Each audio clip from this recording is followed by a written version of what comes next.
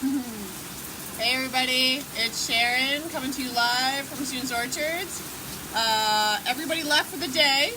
We wanted to do this about 10 this morning, but it was just crazy busy in here, so I figured I'd come out.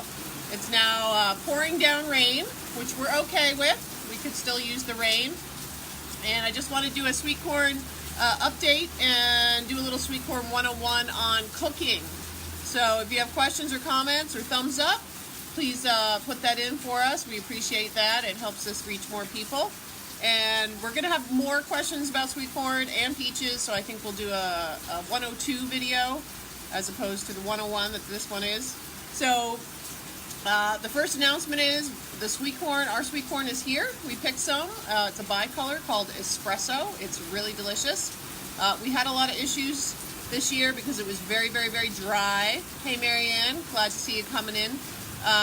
So what happens when it's really dry is you get some pollination issues. So if you can see these, the kernels are kind of funny. Each silk actually represents, the silks are gone from that one, but each silk represents a kernel. And when it's really dry, it doesn't pollinate correctly, you end up with funny looking kernels. They still taste great, they just look a little funny, so no big deal. Another thing that happened actually, which was crazy, my dad put a whole bunch of corn seed in and we had a huge flock of turkeys come and they were very excited and they ate all the corn seed. And so then we had to replant everything and that was no fun. So, hey Linda. Yeah, the silks are fun. We're going to talk about how to possibly cook it and then the silks just come right off and it makes less of a mess in your kitchen. So, but we're here, we got our corn. So one of the other things you're going to see, and this is fine if you're in the corn bin here and you want to look at the corn and make sure it's all copacetic. We're not the only ones that like sweet corn. Birdies love sweet corn. So this is bird damage right here. So the birds come down and they go, dip, dip, dip. They eat a bunch and then they fly to the next one and eat some of that. So the only way to control that, well, there's different ways, but our main way is just to go shoot a gun and kind of scare them away. So that's that. And we also have, early in the season you get one kind of worm damage, later in the season you get another depending on how many thunderstorms you get. The thunderstorms will bring creatures up from the south who then lay their eggs, and then you'll have worm damage in the top of the ear. This is worm damage in the bottom of the ear, so you can look for that too if you're at the corn bin. Thank you for the thumbs ups. I appreciate it. Hi Darcy. I hope you recovered from your very long day today. So we talked about the pollination issue. So what makes corn really good and how should we cook it so we're not mangling it basically? So the real test, and actually Darcy will tell you this, is can you eat it raw? Because if you can eat it raw, guess what?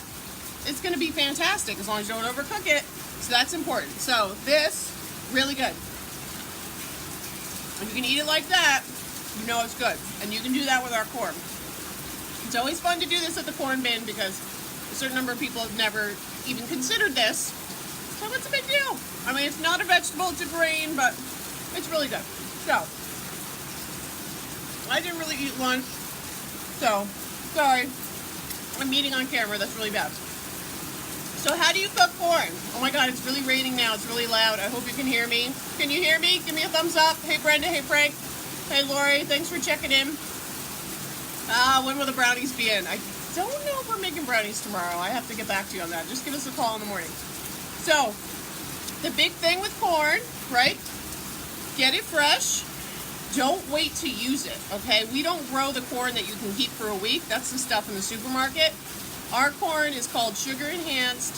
You need to use it really like within 3 days. And you want to keep it cold. You want to keep it cold and damp in the bag, in the fridge. So I have people buying corn and I ask them, oh, when are you going to have the corn? Oh, we're going to have it next Sunday. No. Don't do that. Come back and get some. Don't, because what happens as soon as you pick it, the sugars start turning to starches. And that's what makes like a not so good corn. So you don't want to do that. You want to have it immediately. Jeannie's checking in, and she says no sugar. One of the questions was, do you put sugar in the water? So if you want to boil your corn, kind of the traditional husk it, boil your water, throw it in. Some people say add salt, and we say don't do that because it will toughen the ears, toughen the kernels. Other people say add sugar, and it's very funny. I met with Chef Sean this morning to talk about a bunch of stuff, and he said, yeah, if you have corn he used a certain word I won't repeat here, but if you have corn that's not very good, yeah, that's why you put sugar in it. You don't need to do that with our corn. And we have a farm dinner in August, and it's usually, that's the one thing that Sean will repeat is corn chowder that he makes with our corn. It is so ridiculously good. You cannot believe it. It's just, you think it's full of cream and sugar and everything else, and it's not. It's just corn. So we say boil your water, husk your corn, throw it in there for 3 minutes. Yeah, 3 minutes. Not 10 minutes, not 15 minutes. There's tons of cookbooks out there that will tell you all sorts of crazy stuff.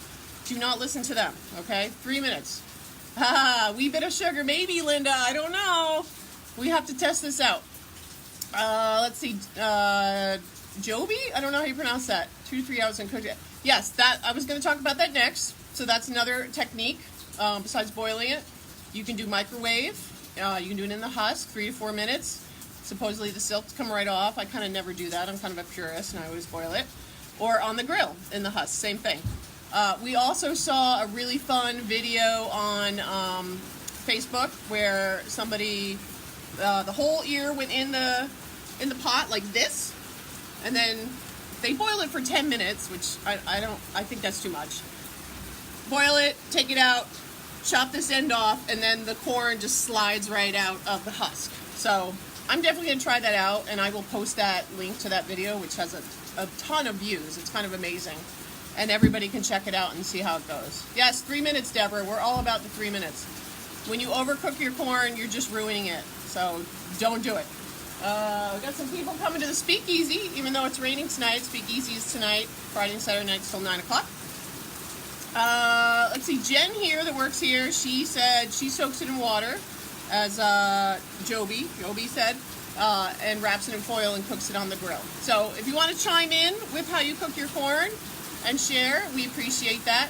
We'll do another video. We'll talk about freezing corn and some techniques there. I saw some cool gadgets on the TV recently where you can take the kernels right off. You can also use a mandolin. Chef Sean taught us that as well. Cooler corn? What's cooler corn? I don't know about that. Yes, lots of peaches, Karen. We picked a bunch today before any kind of rain started. So, and they're bigger. Yay, they're bigger. So we'll definitely have some peaches in the store tomorrow. Ooh, olive oil. Fred's checking in, says olive oil, wrap in foil, and put on the raised grill rack. 15 minutes. That seems long, but if the grill's not super hot, it's all good. The main thing is just not to overcook it. That's the main thing. So, again, if you have questions, comments, other things you want to know about corn, just let us know. And we're here every day, 9 to 6, and we got our goodies, and we appreciate everybody checking in tonight, and we hope to see you soon. And yes, fudge. Actually, Kelly stayed late and made a whole slew of fudge, and it's really beautiful. She's making all sorts of unique and creative things, whereas I would only make chocolate and vanilla, and I was a little bit boring. So I'm really excited that Kelly's on board, and she's doing fudge for us. So I think that's it for now. I think I covered most of what I was trying to get out there, but the main thing is get your corn fresh, use it. Don't leave it in the fridge. Don't forget about it. Impress everybody with this magical taste of summer. It's only here for a couple months, and then it's gone. So thanks for checking in, everybody. Maria, happy birthday. That's awesome. Yay. All right, we'll see you next time. Share and check it out from Soon's Orchards. And have a great weekend, everybody. Be safe. Bye.